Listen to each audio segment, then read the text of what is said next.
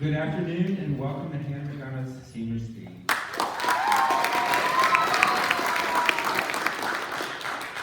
Please also welcome Hannah's mother, Colleen McDonough, friends Locke McKnight, and Camilla Hutto. So most of us probably know Hannah for her soccer prowess, but if you don't spend any time in Surrey Center at Finch and Fifth, you may not know she's also a hostess. Put that together with the responsibilities that come with NHS and service club and an academic standing at the top of her class, and you have an impressive scholar athlete. When my Irish grandmother told us stories and talked about our tradition as Irish weavers, she would often tell us that being weavers gave our family two important commodities: rite of passage and analytical minds. The ability to transition is what gave my ancestors that rite of passage. Hannah is someone equally as comfortable in a formal dress as sweatpants. She moves seamlessly from subject to subject and social group to social group. She has that ability to transition. She has that rite of passage. Those that don't know Hannah have missed an opportunity to be inspired. You miss a cerebral thinker who lacks ego. You miss an analytical mind. But today, you get a second chance. Today, you get to see her composed face and smooth voice deliver the power of quiet on the subject of birth order. Please welcome to the stage, Hannah McDonough.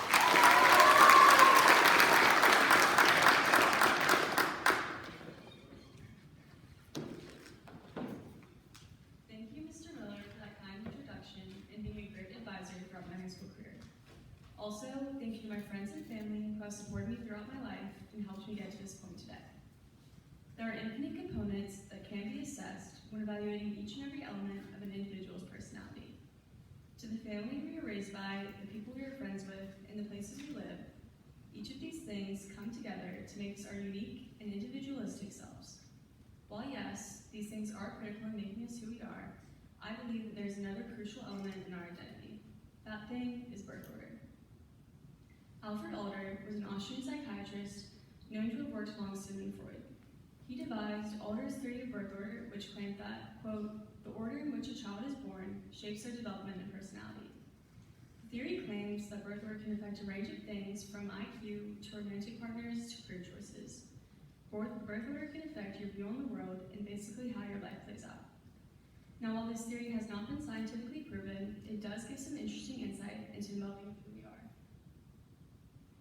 We see the effects of birth order commonly in day-to-day life. It's portrayed in cinematic productions, social media, and day-to-day encounters with those around us. Modern Family, a popular sitcom that aired on ABC Network from the years of 2009 to 2020, demonstrates birth order continuously throughout its 250 episodes. The Dunphys, a humorous family of five, consists of Haley, Alex, and Luke. Haley, the oldest, is the popular bossy sister. Alex is the nerdy middle child who strives to achieve attention from her parents, but always seems to be overlooked. Luke is the ditzy youngest child. Overconfident and crazy, Luke always seems to be the butt of the joke. This show is just one of the many ways that birth order is depicted in an habitual manner. Throughout my speech, I'll explore how the supposed characteristics of the oldest, middle, and youngest are reflected and expressed due to order of succession. To start, we have the oldest. The eldest of families are said to be responsible, confident, and conscientious. Firstborns are the leaders and authority figures. They keep their siblings in check and always make sure to assert their superiority. A big firstborn stereotype is their strong intelligence. A study conducted by Schmolk and Damian, two American psychologists, found that firstborns generally score higher on the IQ test by 1 or 2 points. While this is not a huge statistical difference, it does tend to hold strong across numerous studies. Firstborns are described as mature perfectionists that push themselves hard to succeed. It's been found that firstborns are 30% more likely to become leaders such as CEOs and politicians. In fact, some of the most successful people in the world, like Elon Musk and Jeff Bezos, happen to be firstborns. Their strong motivation is said to be from the abundance of attention they were given as children. Since it's the parents' first go at raising a child, they are determined to raise them well. Francis Galton expanded on this notion in the 1874 publication, English Men of Science, Their Nature and Nurture. Although Galton's explanation related more to the time of the Victorian era, it still holds some relevance today. He believed that the eldest had better chances of success since parents would more readily pay for their education and other beneficial things. If the family had limited financial resources, they would not put the same investment in their other children. But this pressure of being perfect does have some negative consequences. Firstborns are prone to anxiety and stress caused by the need to meet their parents' expectations. Next, we have the middle child. The middle child is often described as a peacekeeper. Many tend to mediate during family disputes rather than take sides, making the middle child sociable and good team members. Seeing as they are neither the oldest or youngest, many middle children feel as if they receive less attention or are overshadowed, resulting in what is known as the middle child syndrome. Middle child syndrome consists of them being less family-oriented, feeling a sense of not belonging, and not having the same beliefs or views that the other family members do.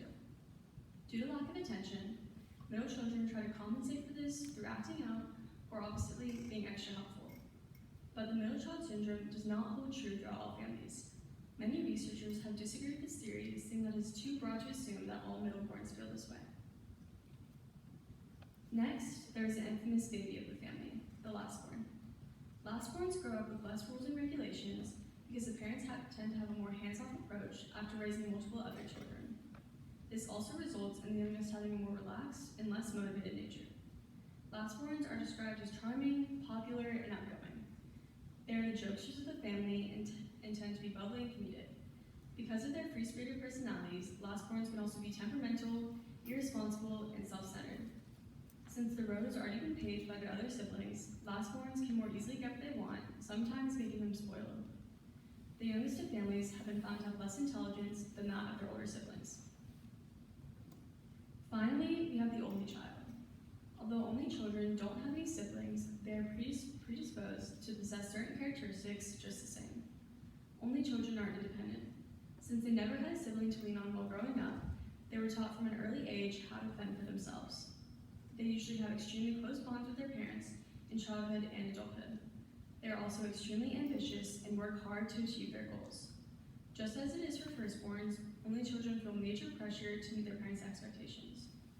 Since they never had to compete with other siblings, only children can be slightly self-absorbed and attention-hungry. So, do these descriptions hold true throughout all families? Did they hold true for your family?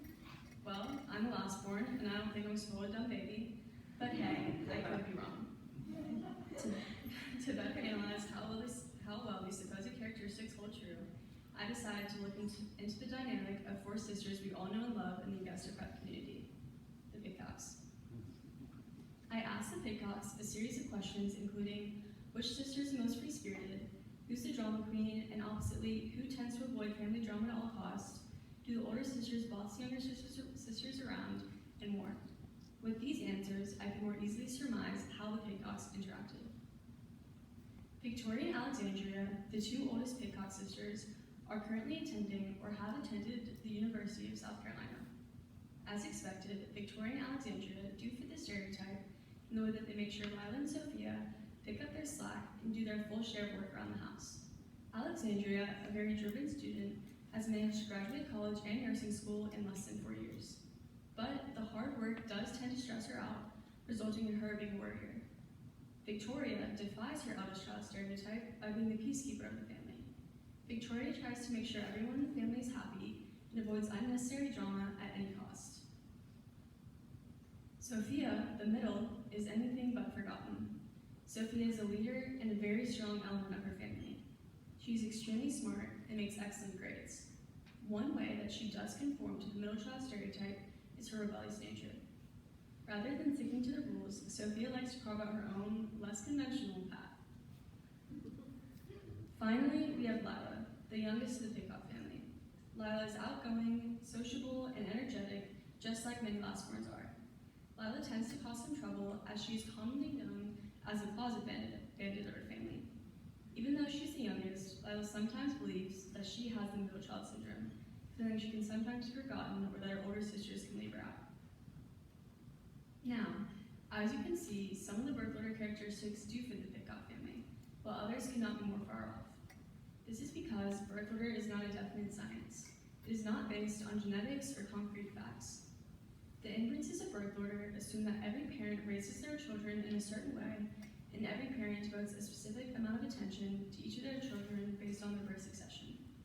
As we know, not every parent raises their children in the same way, meaning that not every family will follow the birth order characteristics.